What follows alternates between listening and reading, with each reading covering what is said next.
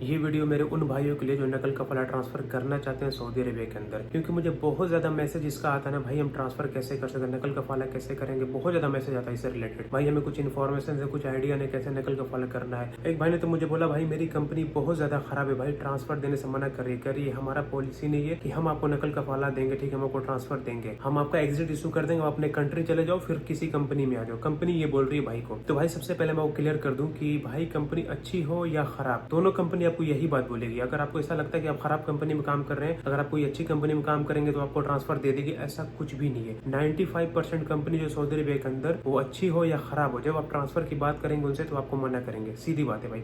वो चाहेंगे कि आप उन्हीं के पास काम करो, सेम सैलरी पे काम करो, जितने साल से आप काम कर रहे हो, 10 साल 15 साल से उसी सैलरी पे आप कंटिन्यू करो। वो नहीं चाहते कि आप किसी और के पास जाओ, ठीक है। अब ये ट्रांसफर का जो मसला है, ये आपको खुद सोचना है, आपको खुद स्टेप लेना है। कंपनी भाई अच्छी भी है ना, तब भी आपको ट्रांसफर नहीं देगी, ठीक है, ये आपको क्लियर हो गया। तो आप ये ना बोले कि कंपनी मेरी खराब है, उसका पॉलिसी नहीं है, ऐसा कुछ भी नहीं है। मैं आपको यहाँ पे 2-3 चीज बताऊंगा जो आपको समझ में आ जाए क्लियर। सबसे पहला चीज है कि ये कंपनी की पॉलिसी नहीं होती, ये पॉलिसी होती है गवर्नमेंट की, ठीक है। यहाँ पर लेबर लॉ है, ठीक है, उसमें एक क्लियरली लिखा हुआ है कि भाई आपका, अगर आप एलिजिबल होते हो, 1 साल से ज्यादा हो गए सऊदी अरेबिया के अंदर, किसी कंट्री से आते हैं, इंडिया से, पाकिस्तान से, बांग्लादेश से, नेपाल से, जहां से भी आते हैं, 1 साल मुकम्मल हो गया आपका सऊदी अरेबिया के अंदर, तो आप किसी भी कंपनी में ट्रांसफर के लिए एलिजिबल है, ठीक है। जो बंदा लोकली ट्रांसफर है वो तो ट्रांसफर कर सकता है अपने कॉन्ट्रैक्ट के हिसाब, ठीक है, कॉन्ट्रैक्ट खत्म हो रहा है, एंड ऑफ कॉन्ट्रैक्ट आपको ट्रांसफर करना है। और जो इंडिया, पाकिस्तान, बांग्लादेश आते हैं उनको भी सेम यही कंडीशन है कि एंड ऑफ कॉन्ट्रैक्ट ही आपको ट्रांसफर करना है, कॉन्ट्रैक्ट के बीच में वायलेशन नहीं करना। अगर वायलेशन करते हैं आप, तो जो भी आपको अगर पे करना होगा तो आप करते हैं तो ठीक है। तो सबसे पहला चीज ये हो गया, कंपनी का पॉलिसी नहीं होता है, ये पॉलिसी होता है गवर्नमेंट का, ठीक है। यहाँ पर कीवा प्लेटफॉर्म है, ठीक, डिजिटल प्लेटफॉर्म किस लिए बनाया गया है, और जो कि ट्रांसफर के लिए यहाँ पर जो हुकूमत है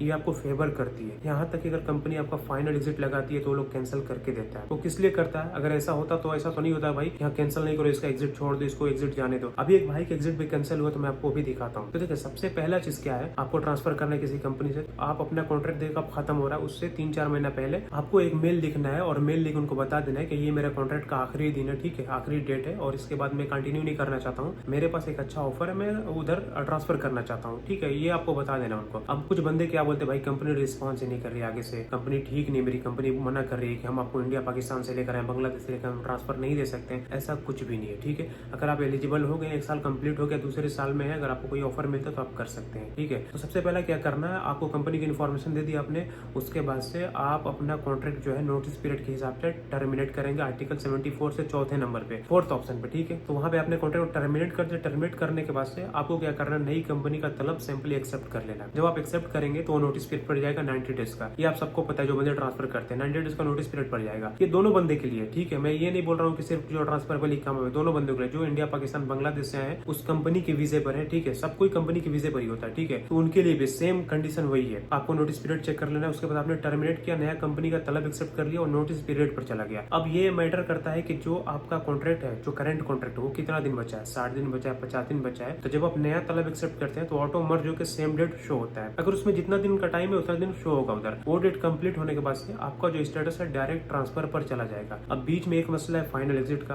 बंदे बोलते भाई कंपनी बोल रही है हम आपको हरूब लगा देंगे, एब्सेंट फ्रॉम वर्क लगा देंगे, ठीक है, फाइनल एग्जिट वीजा इशू कर देंगे। तो कर भी रही company, final exit visa issue कर भी रही बीच में बंदों का, ट्रांसफर रोकने के लिए, ट्रांसफर होल्ड करने के लिए, ठीक है। अभी देखा मैंने स्क्रीनशॉट लगाया, भाई का ट्रांसफर पर था स्टेटस, ठीक है, नोटिस पीरियड ऑलमोस्ट 10-15 दिन बचा था कंप्लीट होने में, लेकिन company final exit visa issue किया और भाई ने कैंसिल भी कराया। मैंने कुछ नहीं किया, मैंने सिर्फ भाई को सपोर्ट किया, हेल्प किया, ठीक है, लेकिन भाई ने बहुत ज्यादा मुझे मैसेज भी किया है, ठीक है। तो बस ये कि सपोर्ट और गाइडेंस इंपॉर्टेंट है आपके लिए, कि अगर आप ट्रांसफर के लिए जाते हैं तो किसी न किसी बंदे से प्रॉपर इन्फॉर्मेशन ले ले, ताकि आपको किसी तरह का मसला ना बने, ठीक है। बाकी देखिए भाई का ट्रांसफर भी हो गया, और सॉरी ट्रांसफर पर है, ठीक है, और एग्जिट भी कैंसिल हुआ। तो ये एग्जिट बहुत जल्दी भाई कैंसिल हो गया, अल्हम्दुलिल्लाह। देखिए एग्जिट से आपको बिल्कुल भी डरना नहीं, एग्जिट आपका कैंसिल हो जाएगा। हरूब कंपनी आपका नहीं लगाएगी, हरूब भी लगाएगी तब भी आपका ट्रांसफर हो जाएगा। तो जो मैंने आपको बताया ना, ये स्टेप अगर आप फॉलो करते हैं तो हर बंदा नकल कफाला कर सकता है भाई। कंपनी आपको डरा रही है, धमका रही है, उसके पीछे नहीं जाना है, आपको अपना स्टेप को फॉलो करना है। हाँ, सिर्फ आपको ये देखना है कॉन्ट्रैक्ट का वायलेशन नहीं हो रहा है, कॉन्ट्रैक्ट को बीच में नहीं ब्रेक करना है। अगर ब्रेक करते हैं तो आपको रेडी होना है कि हाँ जो भी पेनाल्टी आपको पे करना पड़ेगा तो आपको पे करें, ठीक है, मसलन आपका ट्रांसफर हो जाएगा। वो नया बंदा या पुराना बंदा इसे मैटर नहीं करता, ट्रांसफरेबल पर है, कुछ भी नहीं, ठीक है। आपको साल कंप्लीट हुआ, आप ट्रांसफर कर सकते हैं। और भाई का भी जो एग्जिट कैंसिल हुआ, मैंने इसका स्क्रीनशॉट भी लगाया, देख सकते हैं आप, इसमें लिखा हुआ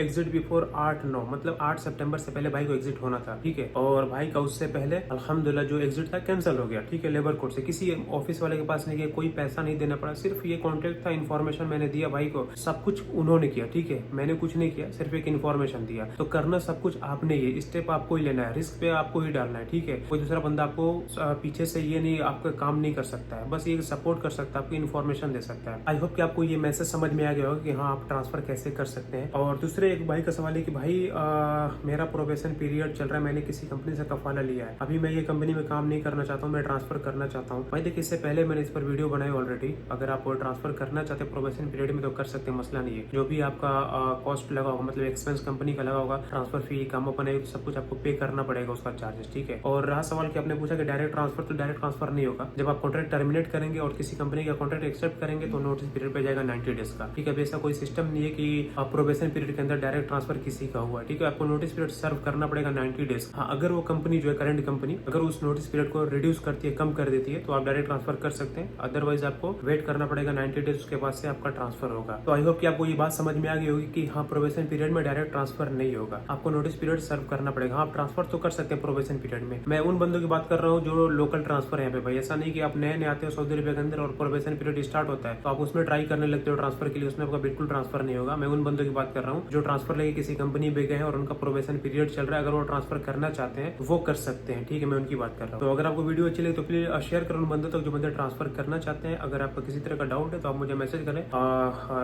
कमेंट सेक्शन में, मैं आपको ट्राई करूंगा रिप्लाई करने का, ठीक है। तो मिलते हैं आपसे नेक्स्ट वीडियो में।